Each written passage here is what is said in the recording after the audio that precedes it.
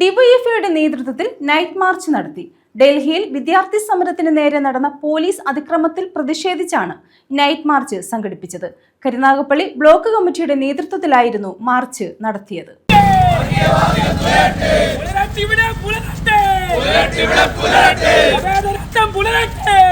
ഡൽഹിയിൽ വിദ്യാർത്ഥി സമരത്തിന് നേരെ നടക്കുന്ന പോലീസ് അതിക്രമത്തിൽ പ്രതിഷേധിച്ചാണ് നൈറ്റ് മാർച്ച് സംഘടിപ്പിച്ചത്.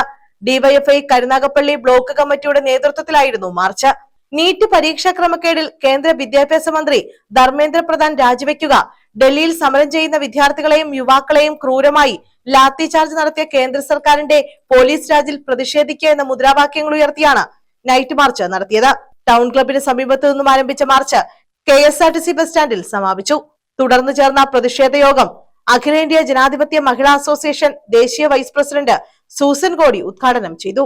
ബ്ലോക്ക് പ്രസിഡന്റ് KS അബാദ് ഭാഷ അധ്യക്ഷത വഹിച്ചു. സെക്രട്ടറി BK ഹാഷിം ആമുഖ പ്രഭാഷണം നടത്തി. ജില്ലാ കമ്മിറ്റി അംഗം S സന്ദീപ് ലാൽ, MS അരുൺ, മിഥില, ഷാഹിർ, ഷിജാദ്, ജസൽന, മഹേശ്വർ തുടങ്ങിയവർ നേതൃത്വം നൽകി. News bureau, Karunagappally.